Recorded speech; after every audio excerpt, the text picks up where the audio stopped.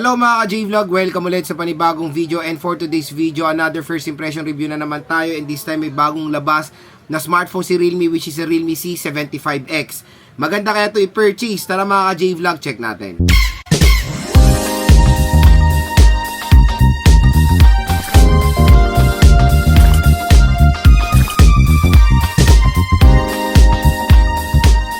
So yan, bago natin ito start, again, this is just a first impressions review. So kahit na wala naman po yung smartphone, pwede tayong magbigay ng mga saloobin based sa kanyang specifications. Hindi ko lang po binabasa ang specs ha, nakikita ko sa comment, binabasa lang. No, ina-analyze natin yung specs at binibigay ko yung thoughts about the specs, kung bagay ba sa price at kung maganda ba yung specs na itong device na to. So, kung nanonood naman kayo, alam niyo naman na binibili rin natin yung mga device. So abangan nyo na rin syempre yung full review, unboxing and game test natin dito sa Realme C75X. Pero kahit wala pa yan, pwede naman na tayo magbigay ng saloobin dito sa device na to. So yun nga, magkano nga ba ang C75X? Kasi ang presyo niya is 7,999 for the 8GB 128. And available siya ngayon sa TikTok. Sa TikTok ko lang siya nakikita. Pero sa mga ibang platform, soon daw magiging available naman to. Pero exclusive siya sa TikTok hanggang April 6, 2025. Kaya, mura rin siya sa TikTok ngayon. Below SRP nyo siya makukuha. May nakita ko pinakamura dito, 6.8 lang makukuha itong Realme C75X. Kaya kung interested kayo dito sa device na to, ilalagay ko po yung link niya sa description box. I-check nyo na lang. So again, this is just a first impressions review. Tingnan natin kung maganda nga ba itong si Realme C75X. Usapang specs naman tayo. So yung specs itong smartphone na to, when it comes sa screen, 6.67 inches of kanyang screen size, na merong IPS LCD display. Ang kanyang resolution, sad to say, is an HD Plus 720p resolution. Maganda naman yung protection ng glass niya, Armor Shell glass. And naka 120Hz screen refresh rate siya, tapos naka partial display pa. So OS out of the box, Android 15 siya with Realme UI version 6.0. Sa chipset, medyo bago na naman, sa pandinig ko na naman to. Parang yung mga chipset ngayon ng MediaTek, parang pa-hybrid na ng pa-hybrid eh. MediaTek Helio G81 Ultra. So kailan kaya magkakaroon ng Ultraman, di ba? So ang dami ngayong mga ganap sa chipset ng MediaTek. Same name, nilalagyan lang nila ng Ultra, parang Ultra Pro Max, mga ganyan, with Ginkgo biloba, mga ganyan dapat eh. Pero yun, MediaTek Helio G81 Ultra, still a 12 nanometer chipset yan, na merong octa-core CPU. Ang clock speed is 2.0 GHz, and sa GPU is naka-Mali G52 MC2 siya. I don't know kung anong pinagkaiba niya sa G81 lang, kasi kung titignan nyo naman yung specs ng chipset is parang pareho rin naman eh. 2.0 GHz with the clock, with the GPU of Mali G52. So, tingnan natin, research na natin para sa full review, bibigay ko sa inyo sa lobbying ko. Again, na-test ko na yung G81. Okay naman yung chipset na yan for a price tag na siguro na below 6,000 pesos. Pero pag 8K, I think hindi siya pwede, or hindi siya perfect fit. Pero nilagyan nila ng Ultra.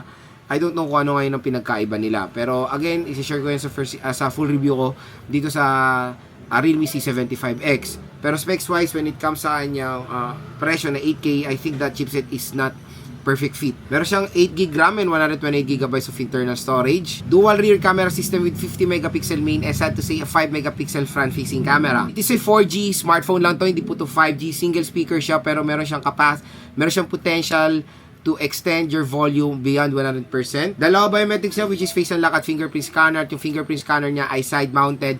Pagdating sa battery, meron tayong 5,600 mAh na removable battery na support ang 45W fast charging. Material is polycarbonate back, pero ito maganda dito, an entry-level smartphone with the protection of IP67, IP68, and IP69 water and dust resistant. I don't know bakit tatlo protection yan.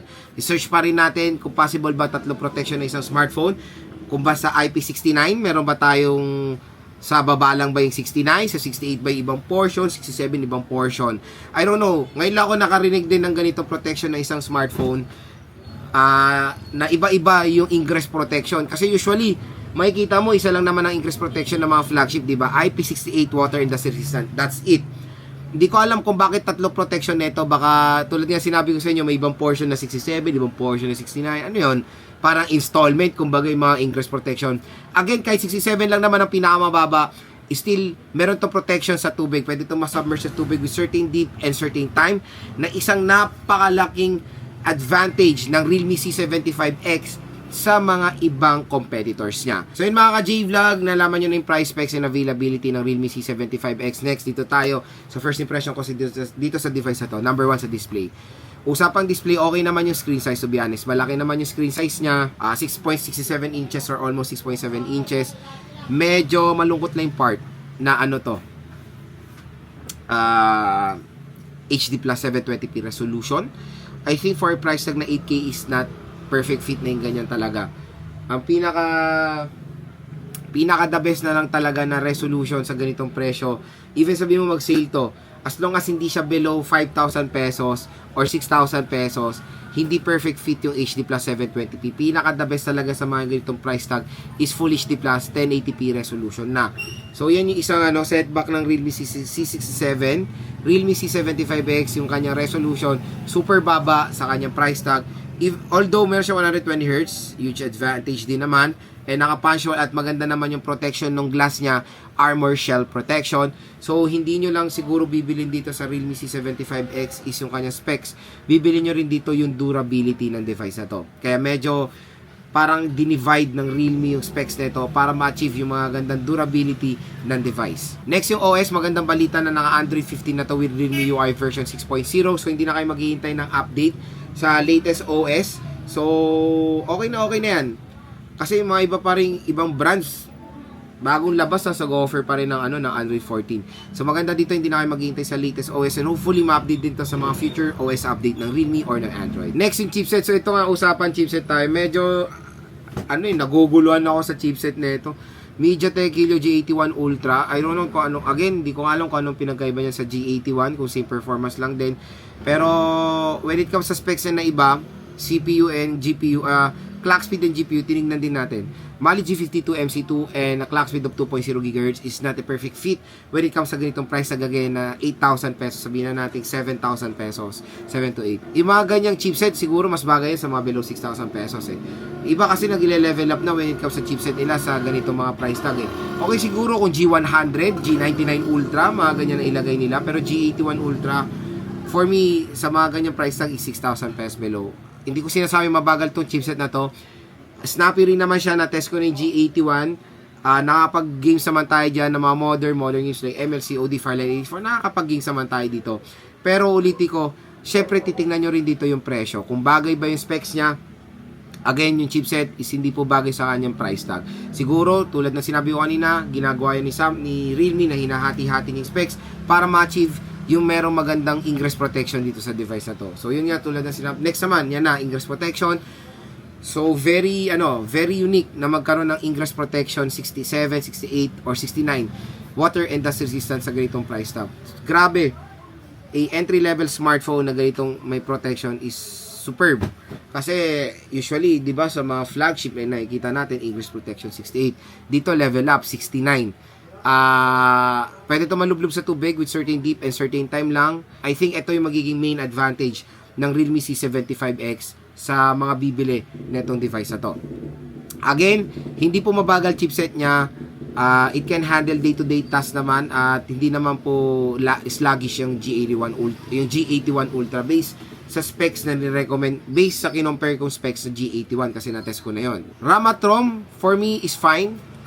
Minimum na rin naman ng 128 sa ganitong price tag and 8GB of RAM. Next, yung kanyang battery. Yung battery malaki, 5,600 mAh, so huge battery capacity, step up na siya.